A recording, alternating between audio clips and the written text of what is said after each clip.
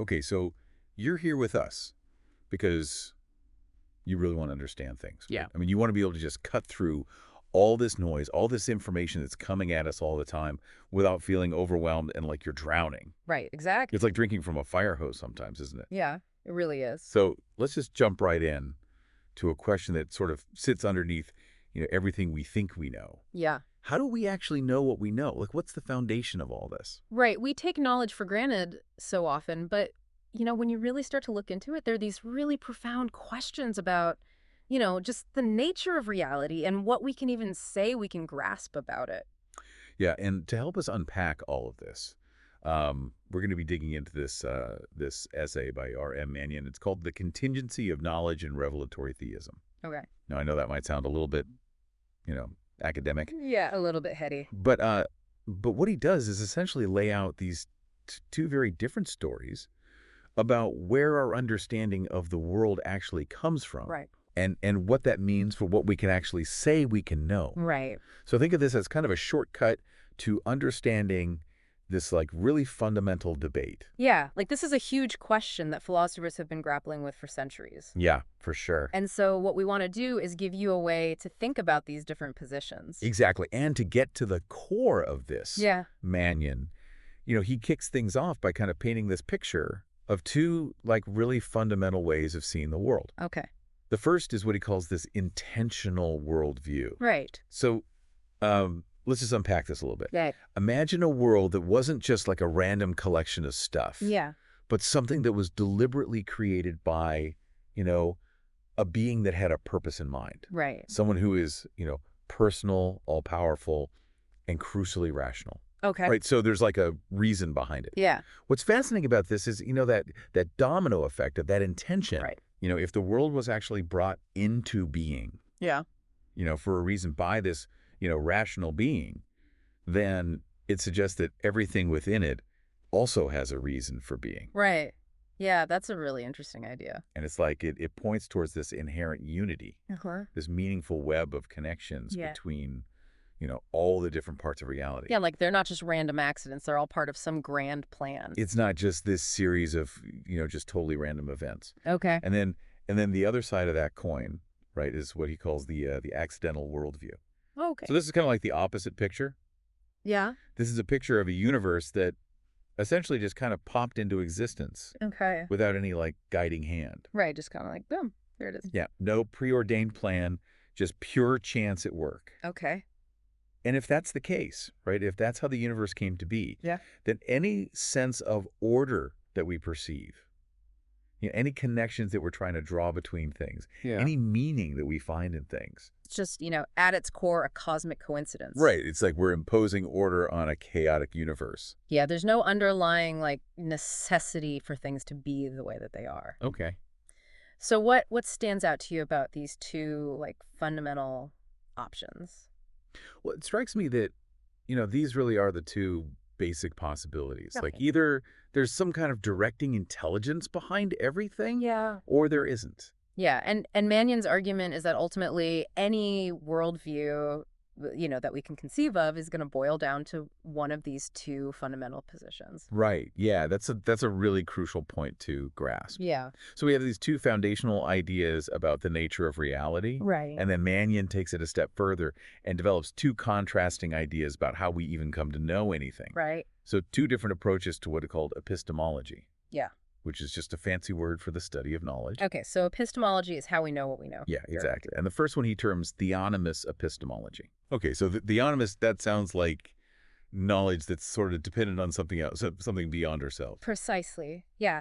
In this view, knowledge isn't something that we humans construct entirely independently. Right. It's something that's aided and ultimately grounded by God. Okay.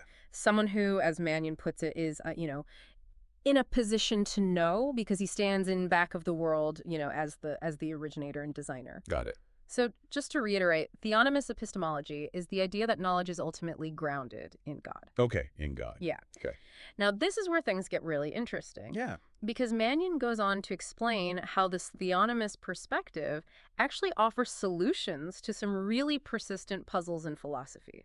Okay, like what? So let's take this classic problem, the problem of the one and the many. Okay. Think about all the individual things that we see in the world, right? Yeah. Trees, stars, people, Mm. they're all distinct, Yeah. and yet we group them into these categories. So how do we reconcile this diversity with the sense that there's an underlying unity to everything? Yeah, that's a good question. From a theonomist standpoint, that unity isn't some unlikely fluke. Right. It's a direct consequence of everything originating from the singular intention of a unified creator. Okay. The relationships that we observe between things aren't just like mental constructs that we're imposing. Right. They're real connections that flow from that common source. Okay, so because everything was created by God, there's a reason why things are similar or different. Exactly. Got it. And that leads to a natural unity. Okay, got it. Another puzzle that theonomist epistemology can address is the problem of logic. Logic, yeah. Yeah, why does logic seem to be so effective in describing how reality works? That's true. We take logic for granted, but why does it work so well? Well, the theonomist answer is that logic has an absolute basis in the rational nature of God. Because God is inherently logical, and his rationality is reflected in everything he has made. The structure of our thinking aligns with the fundamental structure of reality. That's interesting. And that's why our attempts to understand the universe through science and philosophy are even possible in the first place. Okay, yeah, that makes a certain kind of internal sense, doesn't it? Yeah, I think so. He also touches on this idea of human transcendence, Yeah. which is that, this feeling that we're not just biological machines blindly reacting to stimuli. Right. Like we have this sense that we're something more. Yeah, there's something special about us. Yeah. So how does that fit into the theonomist perspective? Well, because we're created in the image of a rational God, our minds aren't just physical processes producing brain states. Okay. We have the capacity for thoughts that can be true or false. We can reason abstractly, and we can understand the world in a way that goes beyond purely physical explanations. I see. Okay, so that's where that sense of something more comes from. Right. He also brings up the uniformity of nature and causality. Yeah. The idea that the laws of physics seem to be consistent, Yeah. and that causes tend to produce predictable effects. Right. In a deliberately created world, that consistency makes perfect sense. Okay. Because God is the one upholding and governing his creation. Right. It's his unchanging will that underpins the predictable patterns that we observe. So God is consistent and therefore nature is consistent. Precisely. Okay. And this allows us to make predictions and formulate scientific laws. Okay, that makes sense. And then there are universals. Universals. Yeah, those abstract ideas like justice or beauty or even just the concept of a dog. Right. That seem to apply to many different individual instances. Okay, yeah, like the concept of a dog applies to all the different breeds and individual dogs. Exactly. Okay. The theonomist perspective suggests that these universals are real because they reflect foundational patterns and categories Okay. that were first conceived in the mind of God and then instantiated in the physical world. Okay, I see. So God thought of the concept of a dog and then created dog. Exactly. Got it. And that's what makes language classification and even just having meaningful thoughts possible. Okay. Yeah, because if there weren't these universal concepts, then we couldn't even talk about them. Right. Okay. And finally, he discusses absolute morality. Yep. The idea that there are objective standards of right and wrong Yeah.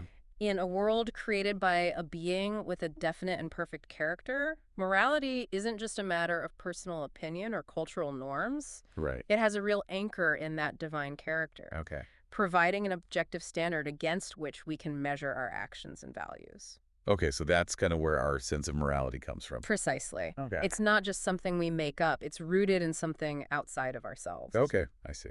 Now, as Mannion points out, this theonomist view isn't exactly the prevailing one in modern thought. Oh, it's definitely not the most popular view these days. It's often rejected in favor of what he calls autonomous epistemology.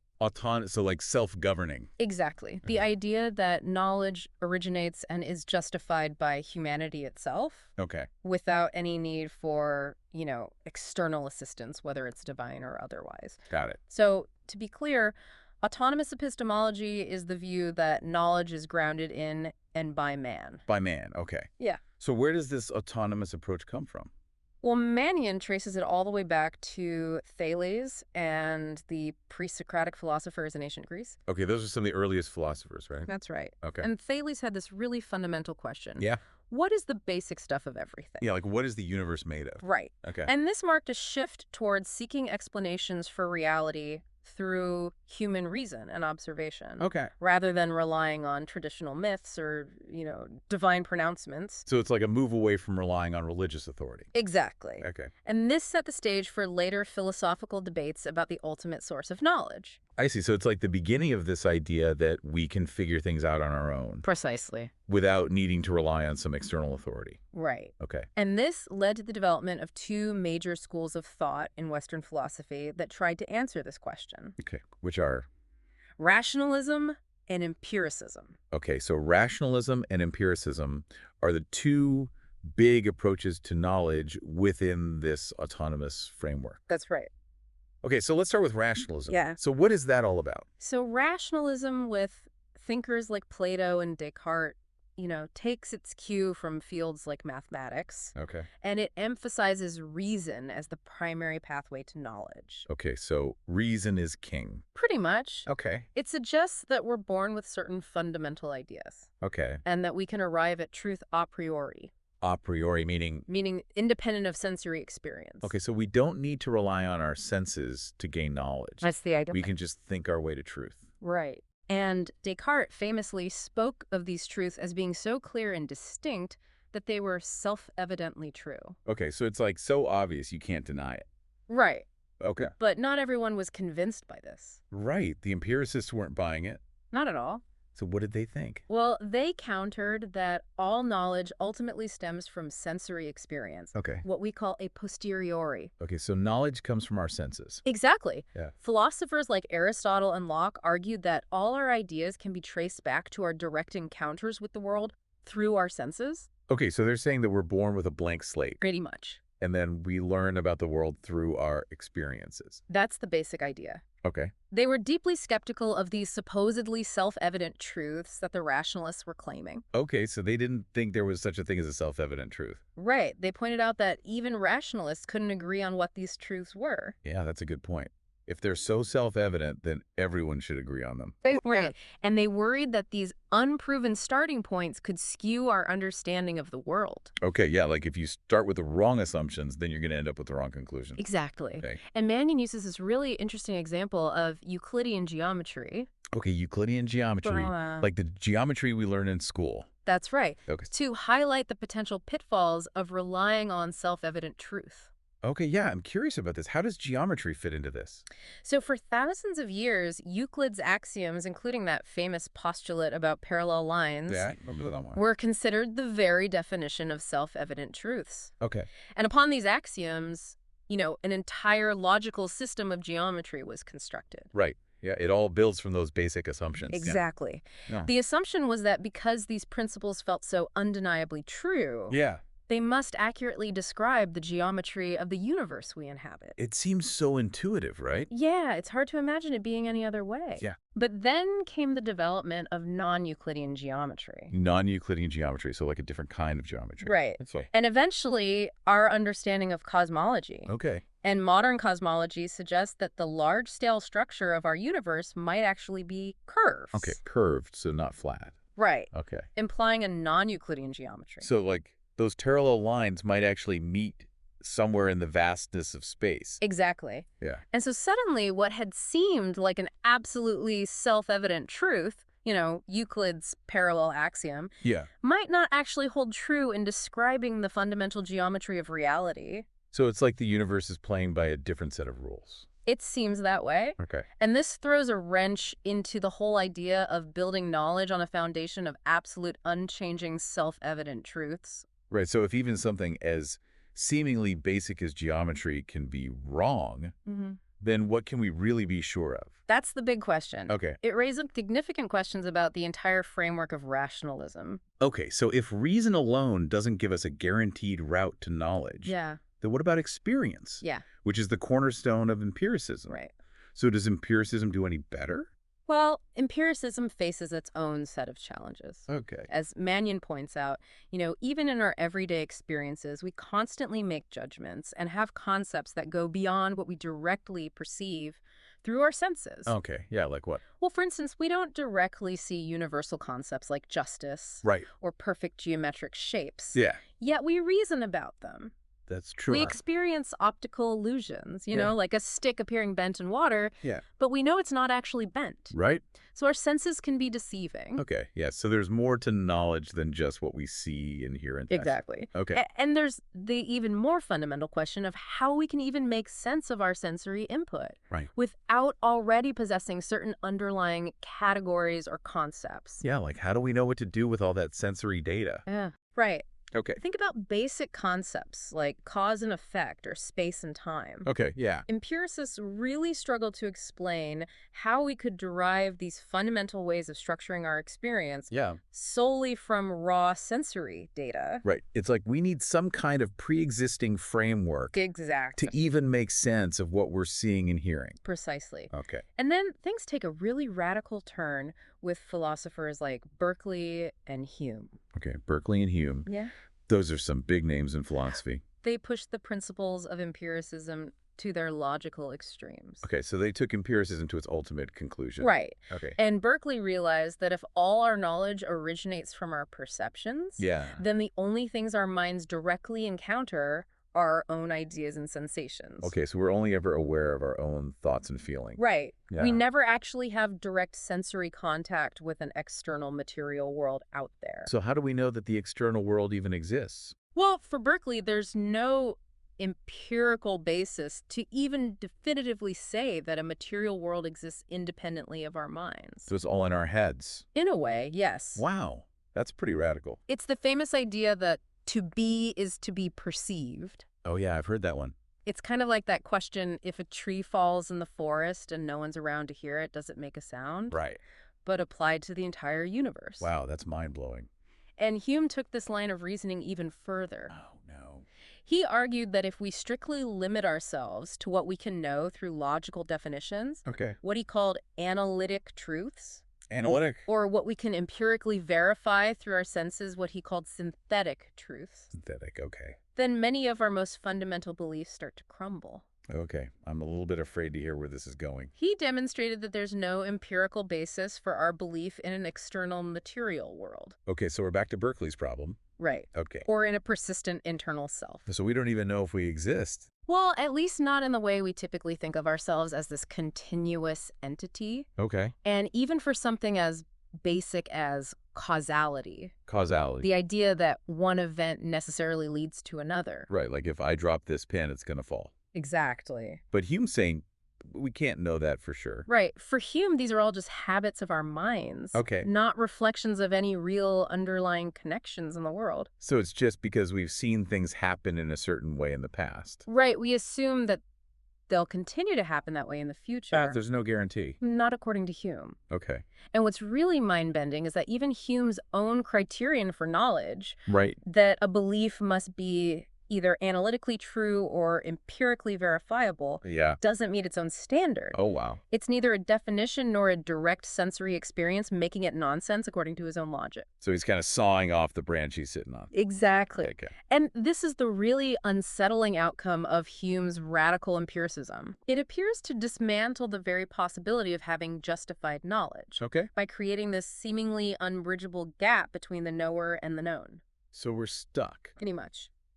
Okay, so what happened next? Did philosophers just give up? Well, they tried to pick up the pieces. Okay. Mannion discusses some of these attempts to rescue autonomous epistemology. Okay. So, for instance, Immanuel Kant Immanuel Kant, another big name. famously said that Hume's arguments awoke him from his dogmatic slumber. Okay, so Kant was really shaken by Hume's critique. He was. Okay. And he attempted to salvage epistemology by proposing that those fundamental categories like causality and substance Yeah. aren't properties of the external world itself, Oh. but rather are built-in structures of our own minds. So it's not that the world is causing our thoughts, but that our minds are structuring the world. That's the basic idea. Okay. He called these synthetic a priori categories. Synthetic a priori. So for Kant, our experience is a synthesis of raw sensory data and these pre-existing mental frameworks that shape how we perceive and understand the world.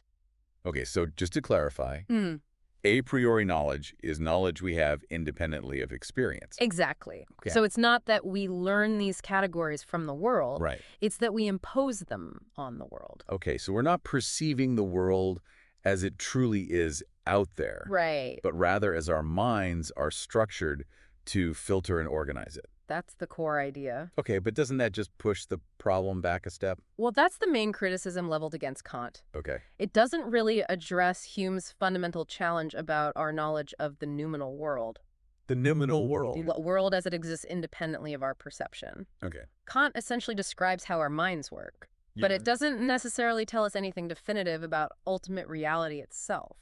Okay, so we're still stuck with this gap between the knower and the know. Right. Okay, what about foundationalism? Foundational. Yeah, the idea that all our beliefs ultimately rest upon a bedrock of basic beliefs that don't require any further justification. Right. Okay.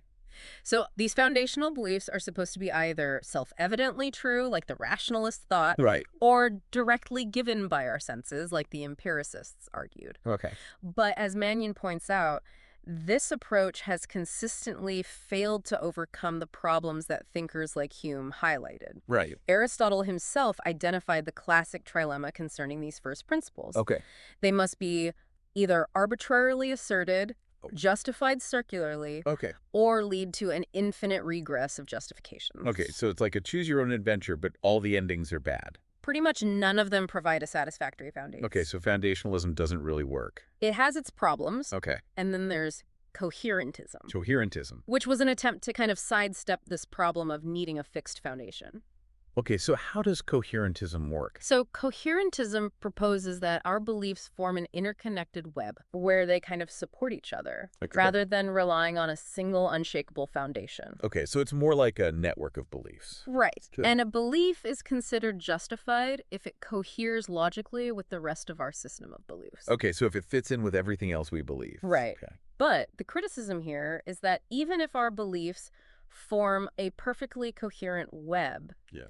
if none of those initial beliefs have any independent justification, Yeah, then the entire system might be internally consistent, right. but still detached from reality. It's like a beautiful house of cards that's Right. just waiting to collapse. Exactly. Right It's like on. a story that makes perfect sense but isn't actually based on any real events. Right. And Mannion notes that many contemporary philosophers, including figures like Nietzsche, Okay. Klein, and Rorty, Okay. have concluded that these traditional foundationalist conceptions of knowledge have ultimately failed, Okay. leading to various forms of skepticism about the possibility of objective truth. So it seems like autonomous epistemology runs into a lot of dead ends. It does. Okay. So that leaves us with a question. Yeah. Are there any alternative ways of thinking about knowledge? Right. Are there any other options on the table? Well, one option is pragmatism. Pragmatism. Yeah. Okay, what's that all about? So pragmatism, championed by thinkers like Pierce James and Dewey, Okay. shifts the focus from whether a belief accurately reflects reality Okay. to whether it is useful or works in practice. So it's not about truth, it's about practicality. That's the basic idea. Okay. The new standard becomes, if it works, it is true. So it's kind of like a results-oriented approach to knowledge. You could say that. Okay. However, the critique of pragmatism is that it kind of changes the definition of truth without providing an objective basis for determining who gets to decide what works or what the proper goal should be. Right, so it's kind of subjective. It can be. Okay. It can easily lead to a kind of relativism where what's considered true depends on the individual or group and their particular aims. So there's no one right answer? Not necessarily. And then there's naturalized epistemology, Naturalized epistemology. which tries to understand knowledge through the lens of the descriptive sciences. Okay, so it's kind of like a scientific approach to epistemology. You could say that Okay. thinkers in this camp like Quine Quine? and those working in the sociology of knowledge or anthropology All right. attempt to explain how we come to hold the beliefs we do by studying the psychological, biological, social, and cultural factors that influence our thinking. Okay, so it's looking at the ways that our environment shapes our beliefs. Exactly. Okay. But the problem, as Mannion points out, is that this approach doesn't actually provide a justification for science itself. Okay. It describes how science operates, Right. but not why we should consider its findings to be objectively true. So it's kind of circular. It can be. Yeah. And as the philosopher Peter Everett has argued, naturalized epistemology might not even be addressing the same fundamental questions that traditional epistemology is concerned with, All right. It's more about how we do form beliefs, not how we ought to, or whether they are ultimately true. Okay, so it's kind of missing the point in a way. You could say that. Okay, so after this, like, extensive tour through the landscape of autonomous epistemology, Yeah. it sounds like we've reached a bit of an impasse. That's the rather unsettling conclusion that Mannion draws. Yeah, it's not looking good for autonomous epistemology. He points to the concession made by Richard Rorty, Sure. who was a prominent pragmatist, Okay. and he acknowledged that the very notion of the world possessing an intrinsic nature, Okay. something that truth as correspondence would need to align with, Right. really only makes coherent sense within a theistic worldview. Okay, so we're back to God. In a way, yes. Okay. Where the world is intentionally created by a being with a specific nature in mind. Okay, so that brings us full circle back to the idea of a theonomous epistemology. It does. Okay. And Mannion presents what's known as the transcendental argument, drawing on the work of Karl Popper. Popper. This argument essentially states that any theory that by its very nature makes knowledge or learning impossible Yeah. must be false simply because we demonstrably do possess knowledge. Okay, so it's like saying we know we can learn, so any idea that says we can't learn must be wrong. Exactly. Okay. And he uses logic as a key example here. Logic. Yeah, we rely on the principles of logic constantly in our reasoning, Right. even if we struggle to provide a completely self-contained, autonomous justification for why logic itself works. Yeah, like why is logic logical? Right. Our reliance on logic is fundamental to all forms of reasoning and inquiry. Yeah. It's what's called a transcendental inference. Transcendental inference, okay. We infer its necessity from the very fact that we are able to reason and understand at all. Okay, so because we can think logically, logic must be true. In a sense, yes. Okay. And Mannion argues that a theistic worldview provides the necessary epistemological jumpstart. Okay, epistemological jumpstart. By grounding logic, the fundamental nature of reality, and the crucial connection between the knower and the known Right. in the intentional act of creation by a rational God. Okay, so God is the foundation of all knowledge. That's the argument. Okay. So in this view, theonomous revelation isn't just one possible explanation for how we have knowledge. Right. It's the very prerequisite for knowledge to be possible in the first place. So we need God in order to know anything at all. That's the bold claim. Oh, yeah. If knowledge is possible at all, then a theonomous framework which provides.